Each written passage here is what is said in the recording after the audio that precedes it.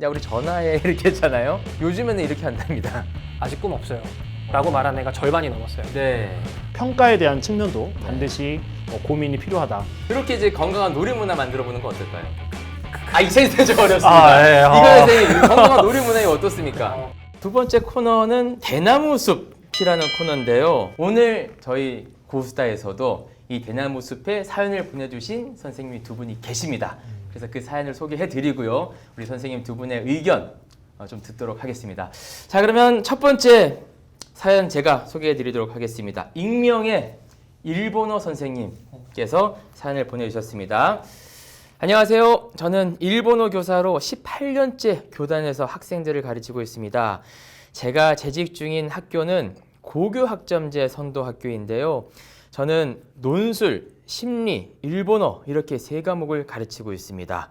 지금까지 살면서 단 한 번도 제가 이런 논술이나 심리 이런 과목을 가르치게 되리라고는 상상도 못했습니다.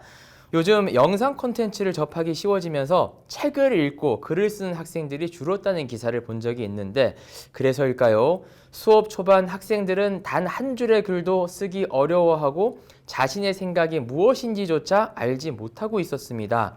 그래서 어떻게 하면 학생들이 비교적 쉽고 자신의 생각을 머릿속으로 정리하고 글로 표현할 수 있게 할까 고민을 하다가 다양한 영화를 감상한 뒤 영화 속에서 다루는 사회 문제들에 대해 함께 이야기하고 생각해보는 시간을 가졌습니다.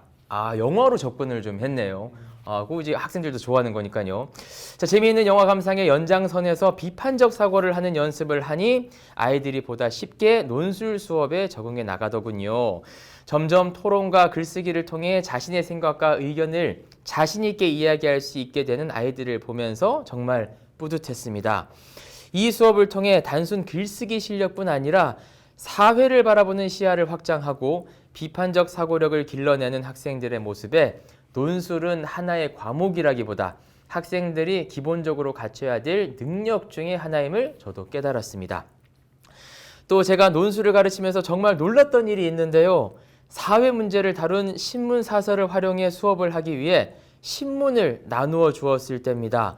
어떤 학생이 신문을 받아들고 옆자리 친구에게 이렇게 말하는 겁니다. 헐, 종이로 된 신문 처음 봐. 저는 이제 학생들하고 차이가 얼마 안 난다고 생각했는데 제가 고등학교 때만 해도 이게 신문으로 이제 가위로 잘라서 이렇게 스크랩했던 기억이 있는데 종이 신문을 처음 보는 친구들도 있다네요. 막상 수업을 진행해 보니 우리 학생들은 신문 사설을 분석하고 자신의 의견을 너무나 훌륭하게 발표를 해냈습니다. 수업 초반 학생들의 능력을 과소평가했던 본인이 제가 부끄럽게 느껴질 정도였고요. 이런 수업을 배우고 싶었지만 기회가 없었던 것뿐이었죠. 한 학기 논술 수업을 성공적으로 마친 지금은 정말 뿌듯하고 꼭 필요한 변화였다고 생각합니다.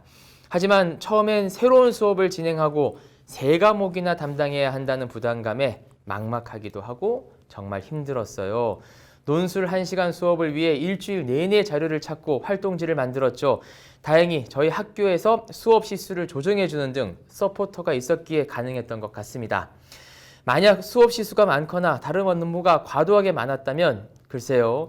그 결과는 지금과 완전히 달라졌을 것 같아요. 마지막으로 교육 현장에 변화를 이끌어내는 것은 최첨단 교육기자재, 훌륭한 교실 환경이 아닌 사람인 교사라는 것을 교육 정책을 만드는 여러 관계기관 분들에게 꼭 전달했으면 하는 바람입니다. 이렇게 이야기해 주셨네요. 박수 한번 부탁드릴까요? 네. 일본어 선생님인데 이 논술과 심리를 가르치신다고 하네요.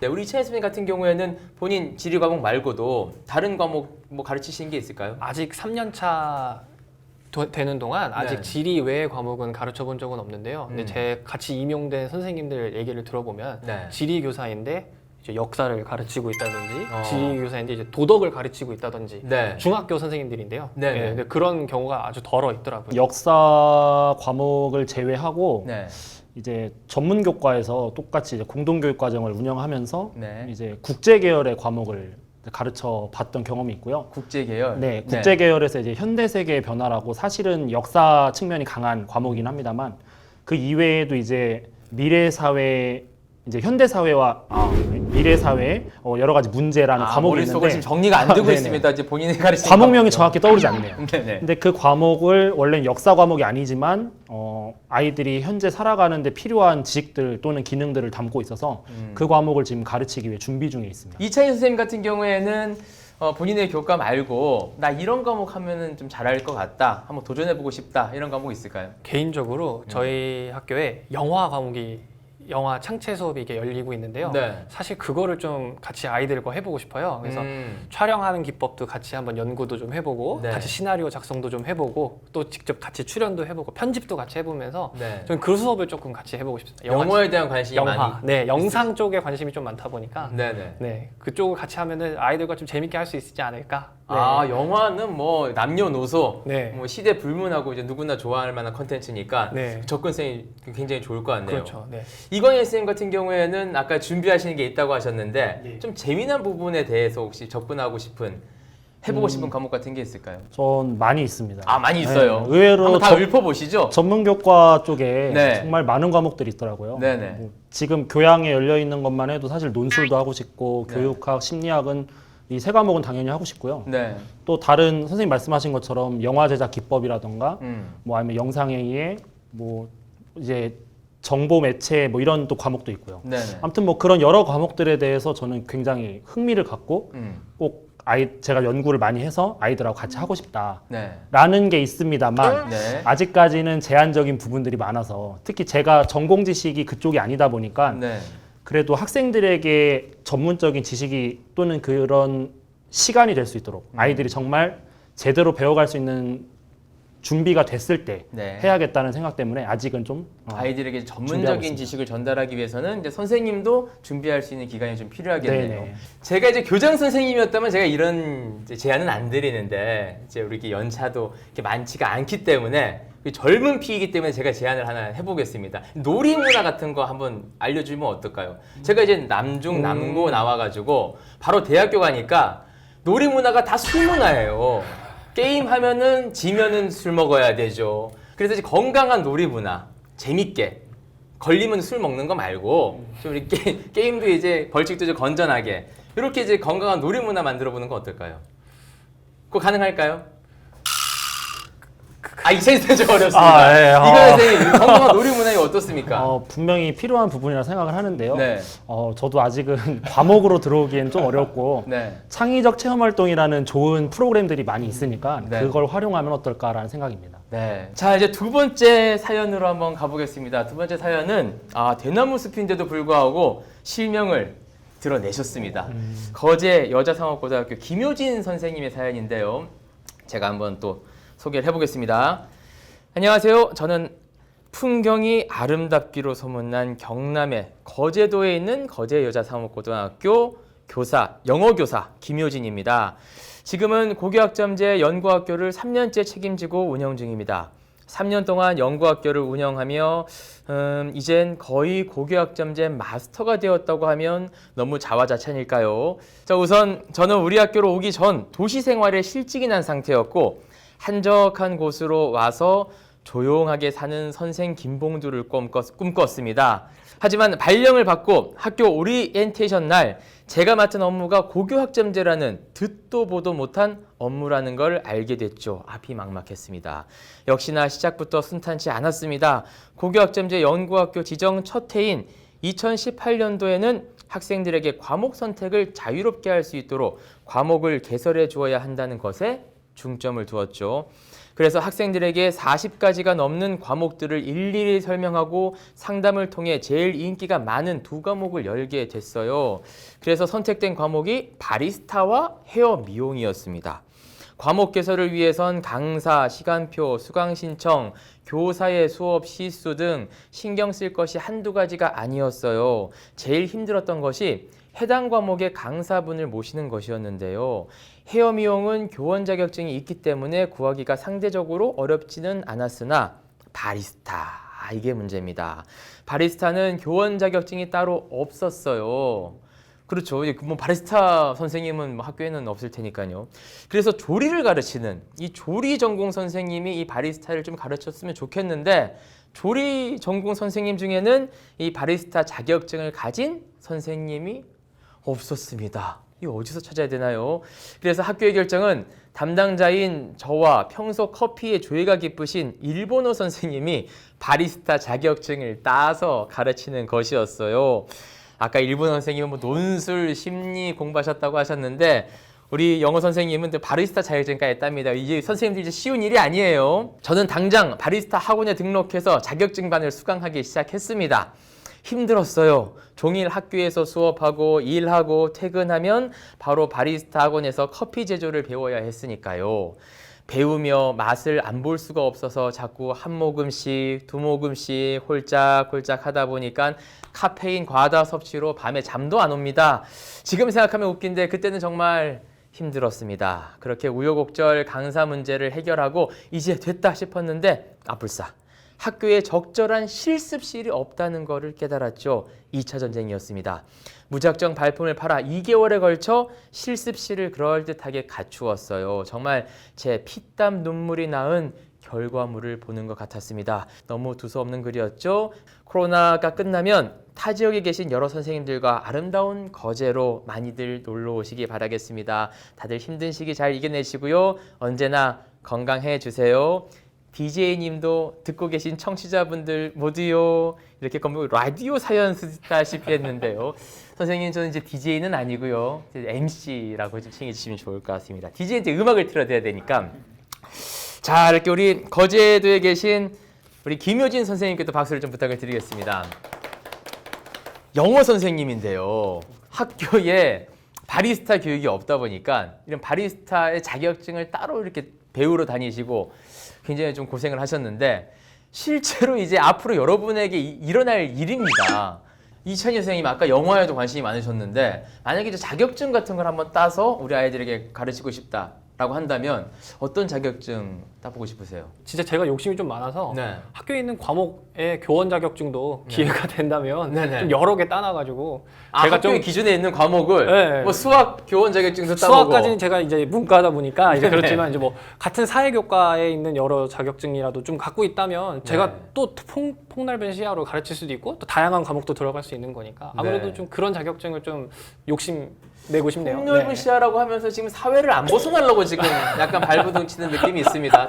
사회 말고 좀 벗어난다면 어떤 자격증 한번 따보고 싶으세요? 사실 지금 개인적으로 제가 컴퓨터 교육 교사 자격증도 있는데 네. 그래서 이제 정보도 가르칠 수 있거든요. 그래서 이제 음. 정보 같은 것도 이제 저는 다양한 과목이 융합이 좀 돼야 된다고 생각을 하는데 네. 이제 지리와 컴퓨터의 융합. 네, 그러니까 이제 뭐 한국 코딩을 가르치는 거 어떻습니까? 사실 그래서 코딩을 방과후로도 네. 좀 했고요. 네. 방과후 수업으로도 이제 코딩을 좀 했었고 네. 이제 다양한 분야를 요즘 아무래도 좀 컴퓨터가 많이 필요하니까 네. 융합해서 하려고 하는데 이제 지리 말고도 다른 거라도 융합을 시키고 싶더라고요. 그렇게 생각을 지리와 했었죠. 컴퓨터의 콜라보레이션, 이 지역을 어떤 코딩화해서 가르치게 되면 네. 아이들은 요즘 뭐 SNS라든지 컴퓨터, 인터넷이라든지 이런 거에 전혀 어려움 없이 접근을 하기 때문에 쉽게 또 학생들에게 다가갈 수도 있을 것 네. 같네요. 자, 아까 이제 사연에서는 우리 선생님께서 이제 바리스타 자격증을 따셔서 우리 아이들에게 커피 교육을 하셨는데 막상 이제 따고 보니까 이제 실험실을 이제 구성을 하는데 상당히 좀 어려움이 있었어요. 아까 이제 헤어 같은 경우도 마찬가지일 것 같아요. 헤어와 관련된 도구라든지 장비를 마련한다거나 뭐 이런 뭐 거울을 마련하는 것만 해도 이게 쉬운 일이 아닐 것 같은데 이런 부분들은 이제 3년 차가 되셨으니까 이렇게 막상 자격증을 땄는데 학교에서 이런 실험실이나 어떤 뭔가 이렇게 교육하기 어려운 상황이라면 어떻게 좀 해결을 좀 할 수 있을까요? 그런 것들이 지원이 되나요? 저희는 천안이다 보니까 천안에 있는 그 커피 전문 학원과 같이 연계를 해가지고 네. 커피 전문 학원으로 아이들이 나가서 실습을 하는 형식으로 이렇게 수업을 하고 있습니다. 근데 아무래도 도시가 아닌 네. 그런 지역들은 아무래도 지역 여건이 마땅치 않아서 그런 부분들은 많은 지원이 필요하겠다라는 생각을 하게 됩니다. 굳이 학교 내에 뭐 커피 기계를 사거나 미용실처럼 꾸밀 필요가 없이 어떤 지역과 연계해서 학생들이 그쪽으로 가서 하는 것도 하나의 방법이 될 수 있겠다. 네.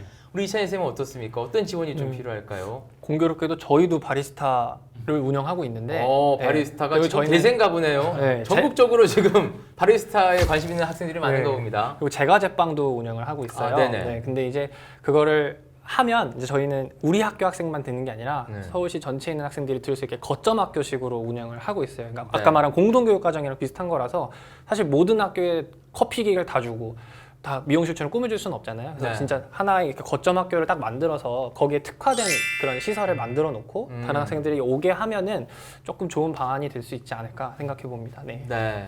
자, 이제 시행이 되려면은 이제 5년 정도 남았고요. 향후 5년, 10년 요 고교학점제 어떻게 업그레이드를 시키면 좋을지, 앞으로 어떤 방향으로 나가면 좋을지 거기에 대해서 한마디씩 좀 부탁을 드릴까요? 이강영 선생님. 우리가 지금 속도 이제 5년 남았다, 빨리 해야 된다라고 하는 그 속도에 치중하기보다는 이게 진짜 이 정책이 추구하는 바와 목적이라고 하는 그 방향을 잃지 않기 위해서 좀 많은 관심을 기울일 필요가 있다고 생각을 하고요. 구체적으로 저는 그 이제 우리 학제, 그러니까 우리 지금 교육 과정이라고 하는 것, 그러니까 그것이 많은 고민이 필요하다고 생각을 합니다. 네. 실제 공동교육 과정이라는 과목들을 운영하다 보니까 아이들이 진짜 원하는 과목이 과연 국영수사과라고 하는 어떤 그런 학문적인 과목에 치중된 것일까? 그 틀 자체를 깨야 되지 않을까라고 하는 이제 그런 시대가 오고 있다라는 생각 때문에 네. 교육 과정에 대한 충분한 고민이 또 그 논의가 필요한 시점이라고 생각을 해요. 하나만 더 말씀드려도 네, 돼요? 하나만 더 얘기합니다. 하나 더 말씀드리면 또 평가라고 하는 부분이 반드시 뒷받침이 돼야 한다고 생각을 합니다. 아이들이 원하는 꿈을 이루기 위해서 과목을 들었는데 그 과목도 결국에는 학생들의 성적에 따라서 1등과 꼴찌로 나눠지는 그런 성적 산출이 이루어진다면 네. 아이들이 또 실패 경험을 맛보게 되고 좌절해서 자기의 꿈을 포기하게 될 거예요.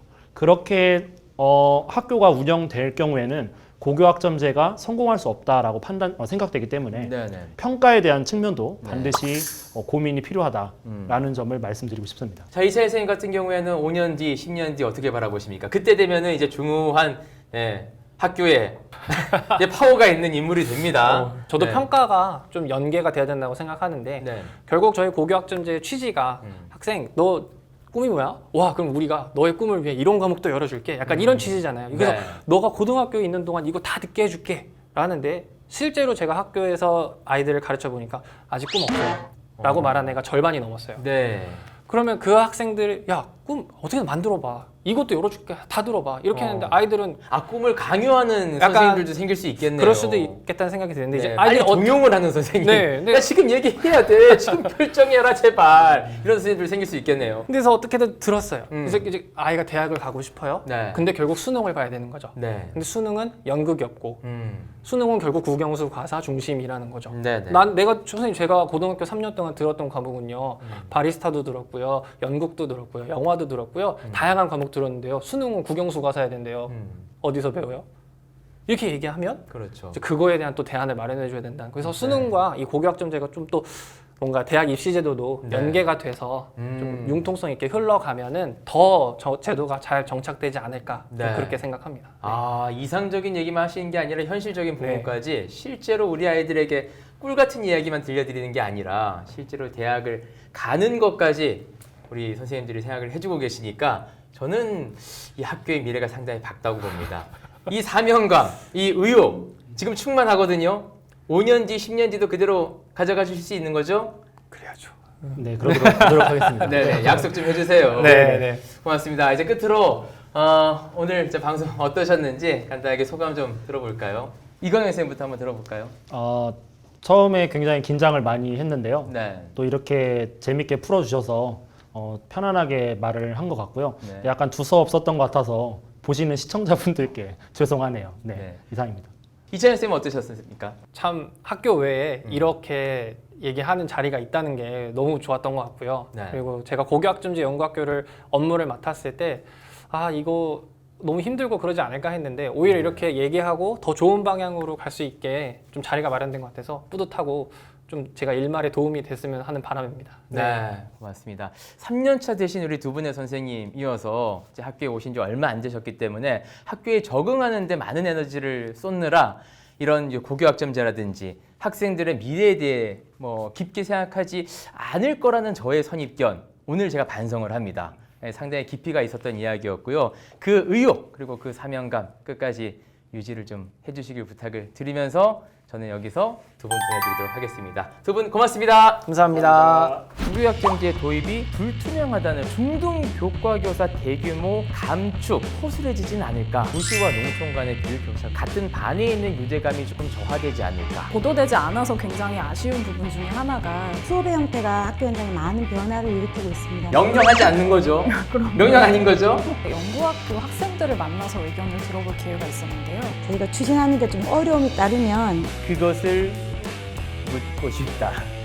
자, 이렇게. 죄송합니다. 갑자기 뽕 때려가지고. 자, 이제 다음 주 4회 방송은요, 파일럿 마지막 방송인데요. 지금까지 함께했던 학교의 선생님들이 아니고요. 교육부의 서기관님, 그리고 교육청의 정책을 담당하시는 장약사님을 모셔서 지금까지 말씀하셨던 선생님들의 이 고교학점제에 대한 의견, 또 부탁들이 잘 반영이 되고 있는지 제가 속속들이 파헤치는 시간 한번 가져보도록 하겠습니다. 4회 방송도 많이 기대해 주시고요. 오늘 함께했던 3회 방송 여기서 마무리하도록 하겠습니다. 함께해 주신 여러분 고맙습니다.